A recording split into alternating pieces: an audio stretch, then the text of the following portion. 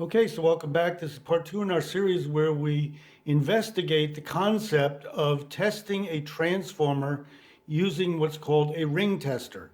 And I encourage you to look at the previous video in this series, part one, where we investigate what's the basic concept behind a ring tester. And we show that it's basically a way that, at least conceptually, might allow you to determine if a transformer has a short-circuited winding.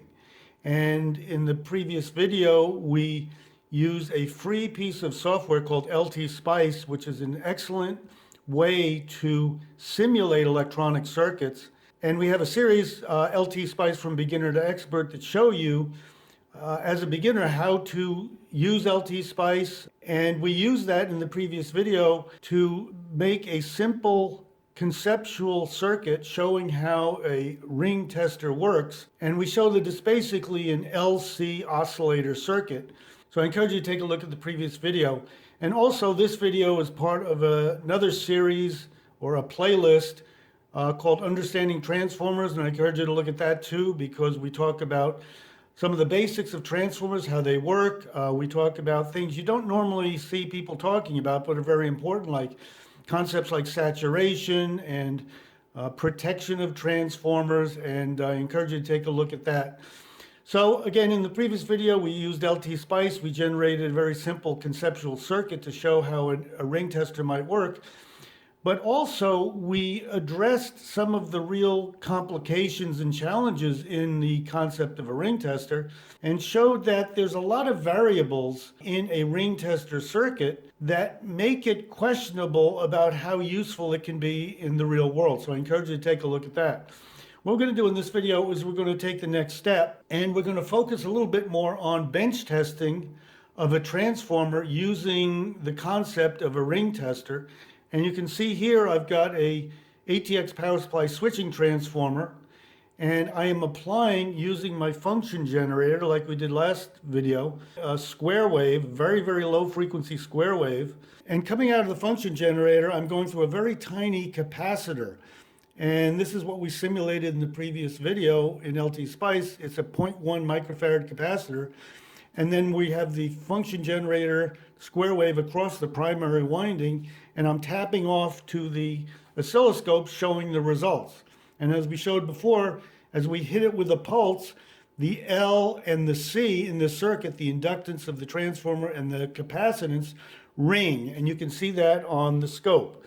So what we're going to do in this video is a couple things. We're going to look at the bench test results and fine-tune our LT Spice model to make sure that the results match, that what we think in the simulation, what we think of the results actually can be confirmed on the bench.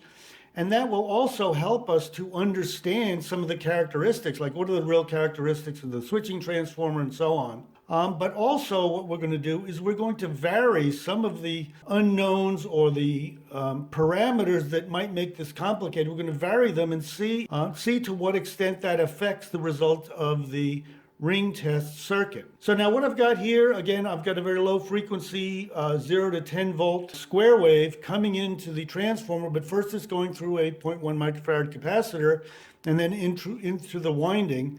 And what we're looking at is the oscillation as that pulse of 10 volts hits that LC circuit. We're looking at oscillation. And what we're going to do is we're going to take that and see if it matches our simulation in LT Spice. So now here is the ATX power supply switching transformer we're going to use. And you can see I've got a piece of white wire here that is kind of sort of simulating a short-circuited turn in the transformer.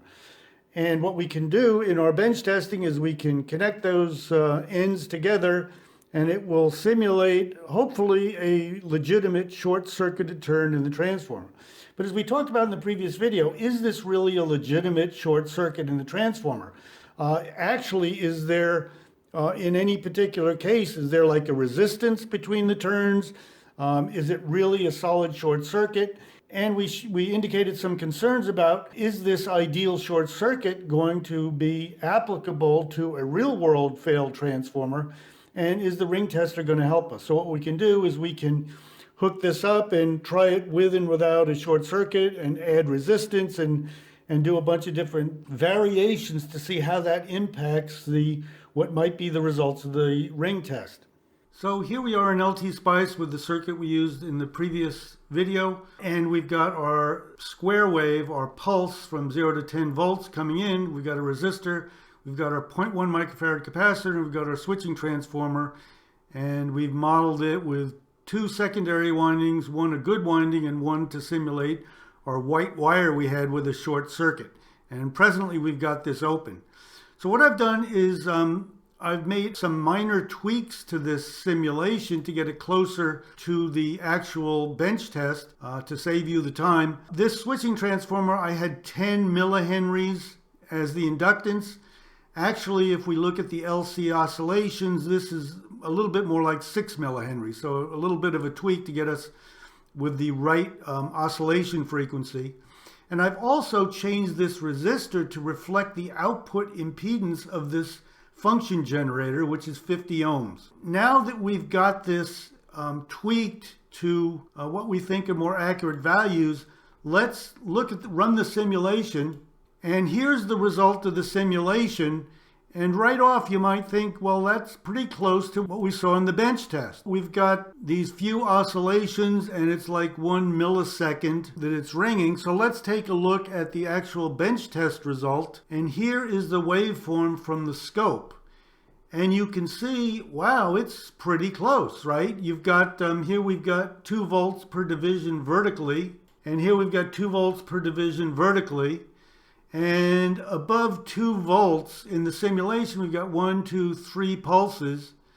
And in the real world one, here's 2 volts. We've got 1, 2, and almost 3. So we're pretty confident that this model represents the real world bench test. What we can now do is we can start modifying some of these, especially the short circuit model, to see how that might impact the results. So first thing I'm going to do is I'm going to connect this 0.1 ohm short circuit resistor, and there is the result of the additional 0.1 ohms.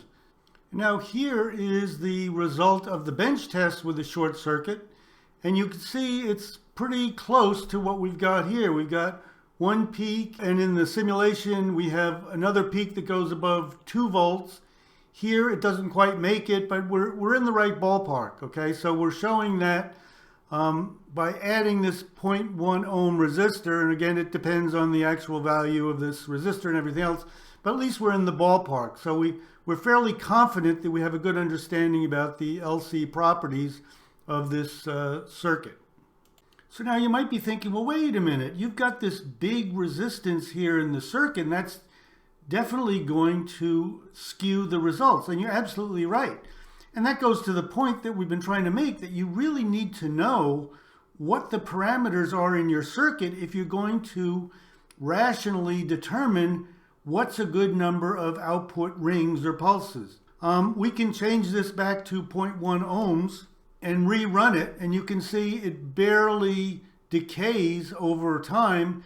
And then if we add this short circuit and rerun it, it has a huge effect. And that's the point. It depends on these values in the circuit. So you have to be very, very careful that you understand what the values are. It's not just a matter of pressing a button, getting an answer. For example, this resistance of this short circuit could be much, much higher, as if it was this 50 ohms, and then your results aren't going to be totally skewed. So the point here is you really need to be careful that you understand what's going on and you get results that are actually meaningful.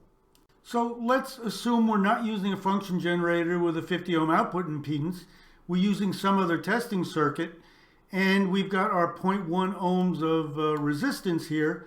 But let's say that this short circuit wasn't a perfect short circuit. It was a failed insulation that had a higher resistance between the windings, which is totally possible, and we changed it to say 50 ohms, and now the big resistance is on the short circuit, and we rerun it, and you can see now the ringing is going to last for a very long time. So again, the values are very, very important, and it's not just press a button and you've got an answer. You really need to understand what's going on. So now with all of that being said, In the real commercial industrial world, what's more likely to be done if, for example, you've got a very expensive transformer and you want to verify that it's okay, what likely will happen is the manufacturer, upon building the device, will do factory tests and document those, and also they will be done generally under very specific conditions. What the customer can do in later years is look at those documents and those test results under specific conditions and repeat those tests and hopefully get the same results. But again, we're talking about very inexpensive switching transformers. It may not be worth all of that trouble. So anyway, I hope this helps to give you a little insight into the world of engineering and how things work and how you can simulate things, and more importantly, how you can verify your simulations to make sure you don't have garbage in, garbage out. So anyway, if you like any of these videos, I encourage you to hit the like button, subscribe, hit the bell notifications, and most of all, please let others know that we're here so we get some views. Really appreciate it. Otherwise, take care. Have a really good day. Thanks.